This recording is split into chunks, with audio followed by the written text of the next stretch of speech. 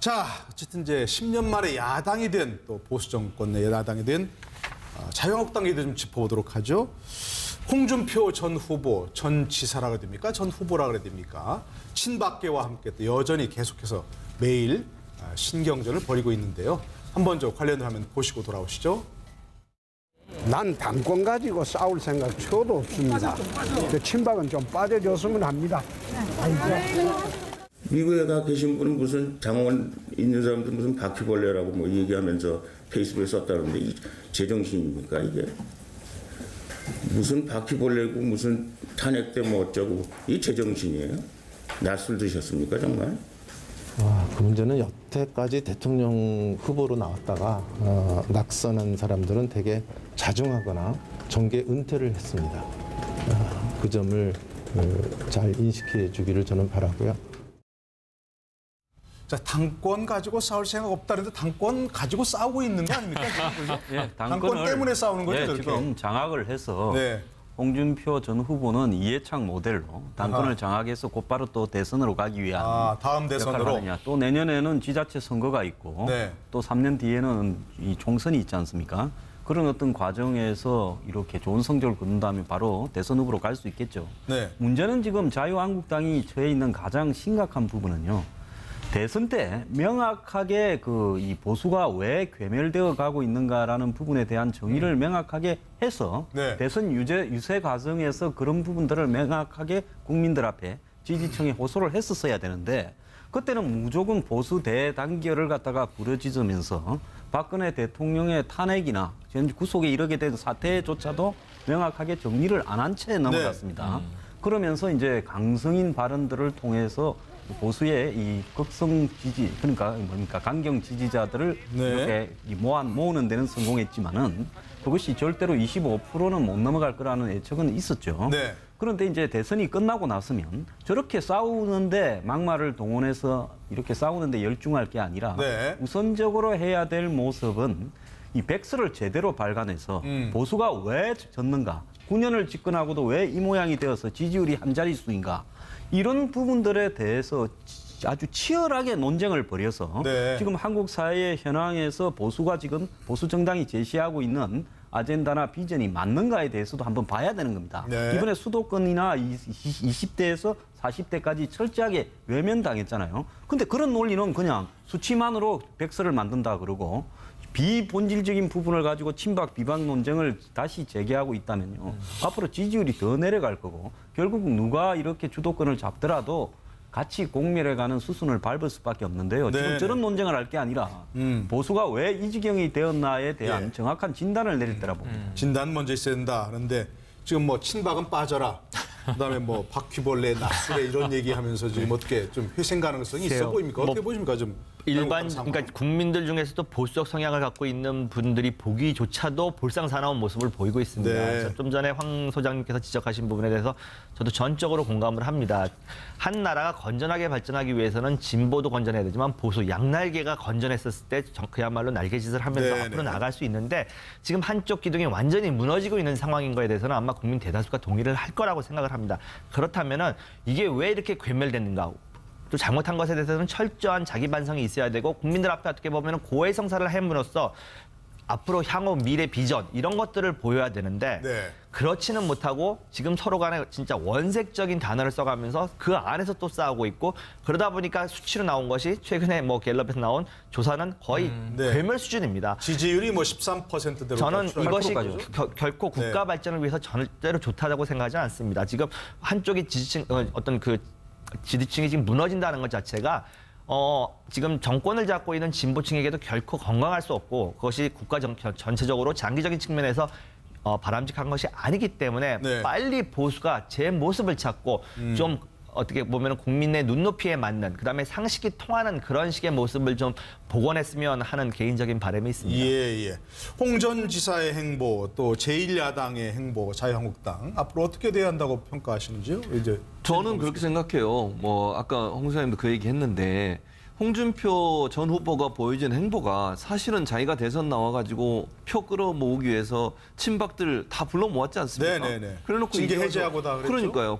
그래놓고 이제 와서는 다시 공격을 하는데 저게 대선 때 있었어야 된다고 저는 생각해요. 대선 때? 예, 자유한국당이 정말 국민의 사랑을 받는 진정한 또 선명한 보수의 모습을 보여주려면 친박 청사이랑 부분이 대선 과정이 이루어졌어야 한다고 저는 생각을 네, 합니다. 네. 그랬으면 저거보다 지지율이 더 나왔을 거라고 저는 개인적으로 생각하고 이 이후에도 탄탄하게 저 조직이 갈 수 있었을 거예요. 네. 지금 저렇게 대립하는 것은 결국 서로 간에 서로 다른 관점을 갖고 있는 사람들이 모여서 당에 모여 있는 상황 아니겠습니까? 친박 청산이 안 돼서 사실은 자유한국당이 저렇게 괴물 상태까지 빠지게 된 게 결국 친박들 때문에 그런 거 아니에요? 예, 예. 박근혜 정부에 부역하면서 박근혜 정부가 저렇게 타락하는데 협조했던 사람들 때문에 국민들의 민심이 떠나간 건데 그걸 해결하지 않고 보수를 대결집시키겠다고 하는 그 마인드 자체가 사실은 홍준표 후보가 실패한 거라고 저는 보고요. 이제 와서 당권을 위해서 그걸 또 공격하는 것도 어찌 보면 볼썽사나운 모습이라고 보여집니다. 예. 우리가 최일평 평론가는? 이렇게 조언을 해도 예. 이게 받아들여질 것 같지가 않아요. 왜요? 결국은 일전불사 누구도 네. 물러나지 않기 때문에 싸워야 끝을 볼 것 같고요. 네. 왜 그러냐면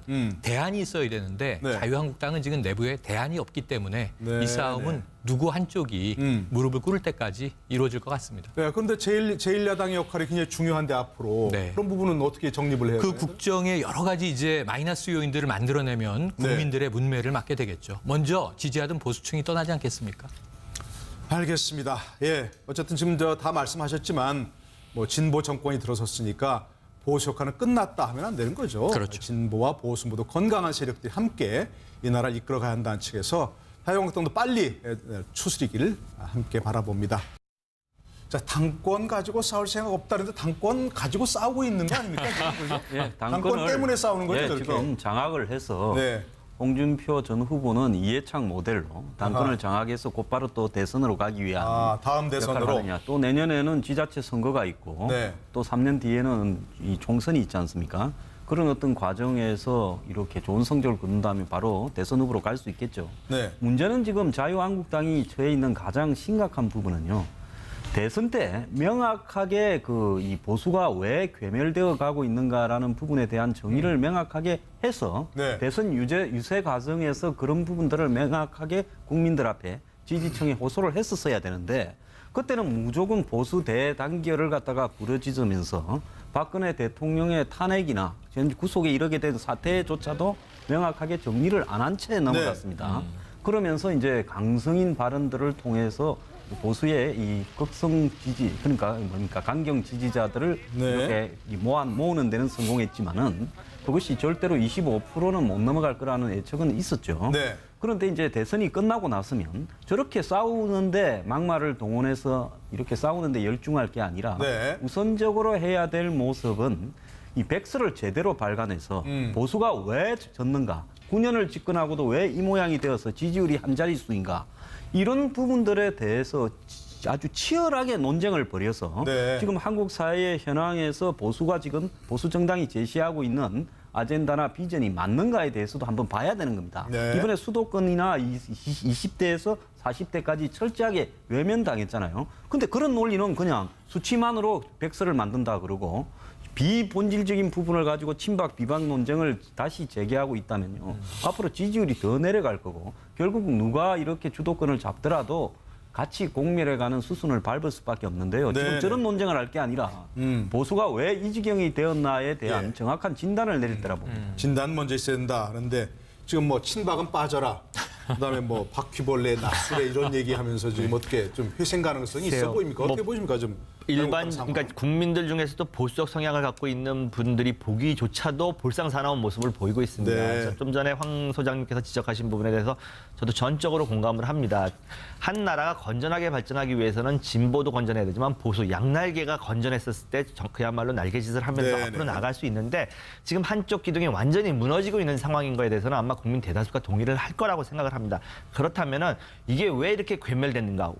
또 잘못한 것에 대해서는 철저한 자기 반성이 있어야 되고 국민들 앞에 어떻게 보면 고해 성사를 함으로써 앞으로 향후 미래 비전 이런 것들을 보여야 되는데 네. 그렇지는 못하고 지금 서로 간에 진짜 원색적인 단어를 써가면서 자, 어쨌든 이제 10년 만에 야당이 된 또 보수 정권 내 야당이 된 자유한국당 얘기도 좀 짚어보도록 하죠.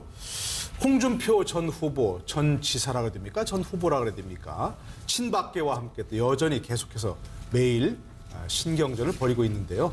한번 저 관련 화면 보시고 돌아오시죠. 난 당권 가지고 싸울 생각 초도 없습니다. 그 친박은 좀 빠져줬으면 합니다. 미국에 가 계신 분은 무슨 장원 있는 사람들 무슨 바퀴벌레라고 뭐 얘기하면서 페이스북에 썼다는데 이 제정신입니까 이게? 무슨 바퀴벌레고 무슨 탄핵 때 뭐 어쩌고 이 제정신이에요? 낯을 드셨습니까 정말? 그 문제는 여태까지 대통령 후보로 나왔다가 낙선한 사람들은 되게 자중하거나 정계 은퇴를 했습니다. 그 점을 잘 인식해 주기를 저는 바라고요. 그래서 그 안에서 또 싸우고 있고 그러다 보니까 수치로 나온 것이 최근에 뭐 갤럽에서 나온 조사는 거의 네. 괴멸 수준입니다. 지지율이 뭐 13%대로 저는 이것이 8%까지죠? 결코 국가 네. 발전을 위해서 절대로 좋다고 생각하지 않습니다. 지금 한쪽이 지지층 어떤 그 지지층이 지금 무너진다는 것 자체가 지금 정권을 잡고 있는 진보층에게도 결코 건강할 수 없고 그것이 국가 전체적으로 장기적인 측면에서 바람직한 것이 아니기 때문에 네. 빨리 보수가 제 모습을 찾고 좀 어떻게 보면 국민의 눈높이에 맞는 그다음에 상식이 통하는 그런 식의 모습을 좀 복원했으면 하는 개인적인 바람이 있습니다. 예. 홍 전 지사의 행보 또 제1야당의 행보 자유한국당 앞으로 어떻게 돼야 한다고 평가하시는지요? 이제 저는 그렇게 생각해요. 뭐 아까 홍 소장님도 그 얘기 했는데 홍준표 전 후보가 보여준 행보가 사실은 자기가 대선 나와가지고 표 끌어모으기 위해서 친박들 다 불러 모았지 않습니까? 네네네. 그래놓고 징계 이제 와서- 해제하고 다 그랬죠? 그러니까요.